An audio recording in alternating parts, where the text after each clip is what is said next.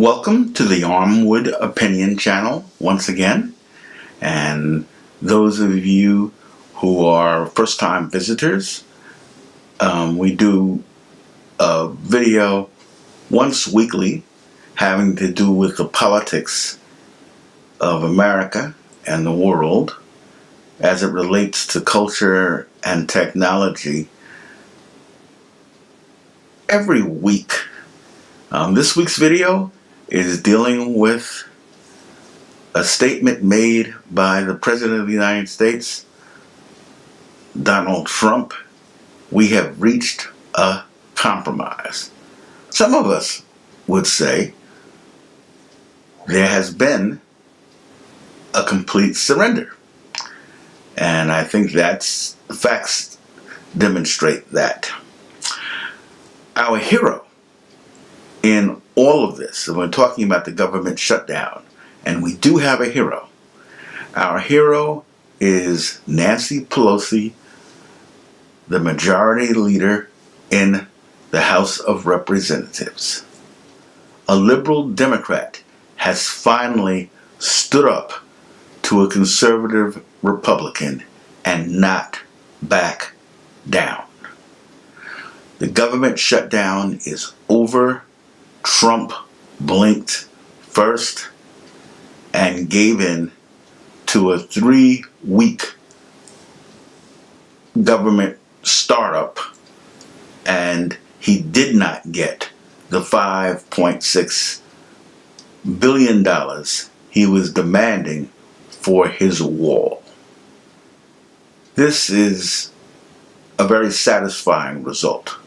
Why, you might ask? What is the wall? The wall was supposedly to be a wall between Mexico and the United States to keep out people from crossing the border without papers. Now, we know the past few years the statistics show that undocumented border crossings are way down. So that goes back to the Obama years.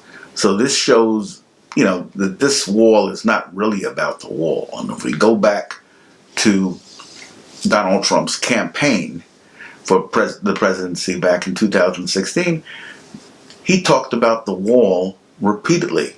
He talked about Mexicans coming across the border, carrying drugs and crime and all of sorts of things, which, again, statistics show is a false claim. Immigrants, and Mexicans in particular, as with other immigrants, they commit far less crime than native-born Americans. It's just a fact. This was not about a wall or keeping out crime. It was about the browning of America, which Republican Congressman Steve King has repeatedly talked about. Not wanting brown babies. The right wing, the Ann Coulters of the world, the Rush Limbaughs of the world, and conservatives generally will couch their racism in talk of culture and the Western tradition. They just don't like the fact that there's so many black and brown people in America, and by 2050, those people, us, I'm included in that group, we will be a majority of Americans and white folks will be a minority because we're making more babies. And this they fear. I don't know why. Could be because they've treated us so badly. They stole half of America from Mexico. They have played in the affairs of Central America, the Caribbean, and South America since long before America was even a nation. That's what the Monroe Doctrine was about. It was saying, Europe, stay out. This is our playground. And the U.S. has played in South America, changing governments, killing leaders, throughout the history of America. They stole half of Mexico at gunpoint. That's why the Marine hymn starts out talking about the halls of Montezuma in Mexico City. where the Marines surrounded the presidential palace with guns, demanding that the president of Mexico sign the Mexican cession. So there's a long history of this. And then personally, Trump talked about America First in his campaign. That was an expression used by American fascists during the 1930s. There was an organization, Charles Lindbergh was its most famous member. Donald Trump's father was involved with it, as he was with the Ku Klux Klan. He was arrested at a Ku Klux Klan rally protesting immigration. That particular protest was about Catholic immigrants. So you're talking primarily about Italians and Irish. So there's a long history. The real estate businesses that Donald Trump inherited from his father, with millions of dollars, 40 million seems to be the figure that is tossed around most often now, was brought by the Justice Department. John Mitchell, who was Attorney General under Reagan, into court for discriminating against blacks and Puerto Ricans in 1973.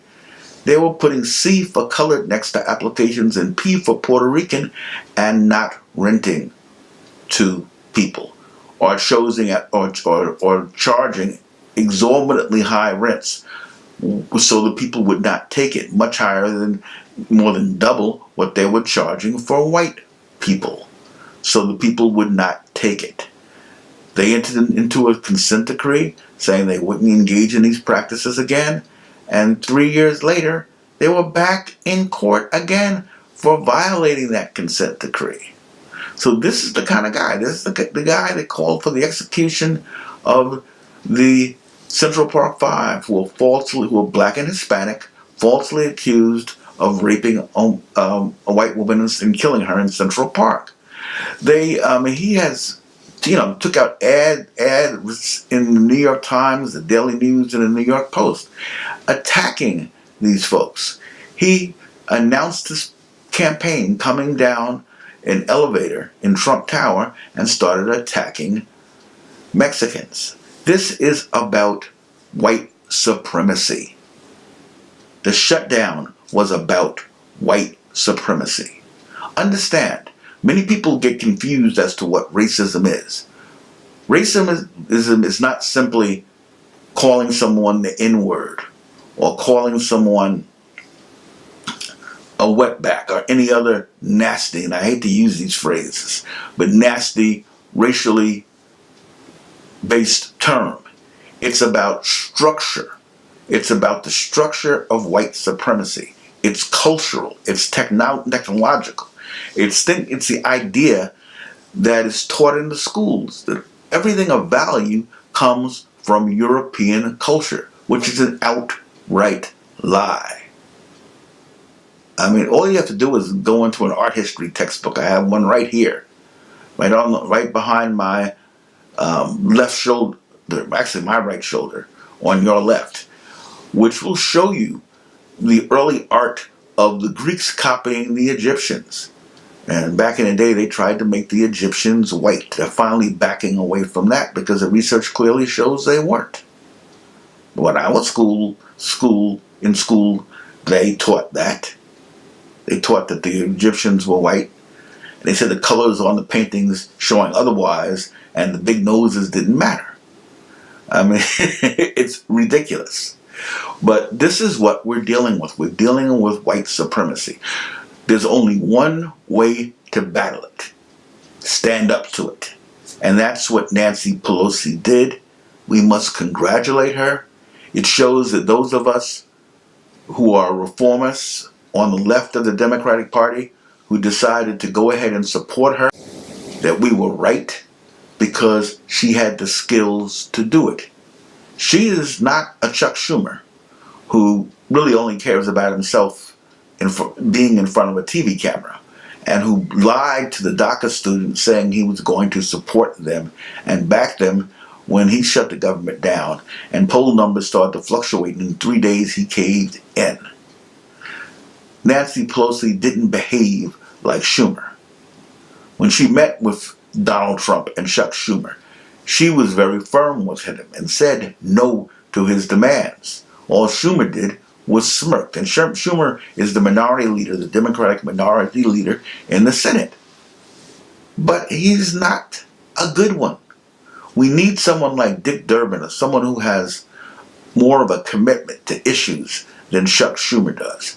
Chuck Schumer, as we used to say, fakes the funk. But when things get hot, he's gone. He looks out for himself. He betrayed DACA students. He needs to go. Fortunately, the court stepped in, and the Democratic Party has not had to really face their betrayal yet. But we will not forget, as people of color. We will not forget. Remember, no one will look out for your interests except your own. Remember who Trump's base is. It's right-wing conservatives, it's evangelical Christians, it is the Nazis, the neo-Nazis in this country. The former John Birch Society people come out of that tradition of white-wing crazyism. They're all white-wing crazyism. The Klan, all of these people are lumped in a group. And people still say, why are evangelicals supporting Trump? The evangelical movement in this country was born out of racism, white supremacy. The Southern Baptist Church was formed. It broke away from the Baptists in the North based on the issue of slavery. They supported slavery. They opposed the end of slavery. They formed a new denomination of Baptists, the Southern Baptists, because of their support of slavery. And more recently, growing up, people look at Billy Graham as this great hero. Billy Graham opposed Martin Luther King's demonstrations for integration. He's an evangelical. What would you expect him to do? He was not on our side. He mouthed that he thought that segregation should end, but he was opposed to direct action. He didn't oppose direct action in fighting Japan after World War II. Why would he oppose direct action in defeating our enemies within this country? His son is just as bad, Franklin Graham, if not worse. The evangelicals are not our friends. Their support of Trump is not contradictory, it's natural. These people have always been like that. Remember what the great Floridian writer Zora Neale Hurston said. And my father's family comes from Florida, so I'm very keyed into Florida culture. Zora Neale Hurston said, anyone who accepts their conquerors' gods, and yes, we people of the color of this country didn't come on the Mayflower, we were conquered. Anyone who accepts their conquerors' gods is expecting a fox not to eat a chicken. Understand, the Europeans have used religion all around the world to conquer, to colonize, to enslave, to murder. If you don't believe me, do some serious reading. That's unfortunate. Many of us don't read enough. We go by the nonsense they teach us in school. They teach their narrative, their story, and they leave out key important things. They leave out our contributions, of course. I don't know many liberals who are willing to acknowledge our contributions to America. They'll grant Martin Luther King, but they won't play his April 4th, 1967 Riverside church speech where he called the United States the biggest purveyor of violence in the world. They won't play his 1967 speech where he talks about that his march on Washington and his dream was naive. They don't tell you that. Even though if you do some research, it's right there. You can find it on YouTube. So what I am saying is resistance is not futile against our enemies, our oppressors. And yes, Donald Trump is the enemy. In every sense of the word, he is the enemy. Nancy Pelosi stood up to him and he blinked. That is a model for all of us. Stand up to bullies and eventually they will blink. Okay, that's it for today. That's the message for this week on Saturday. I'm a little bit late this week, but ended up being very, very busy. A lot of things going on at my senior citizen center where I attend. So I've been busy.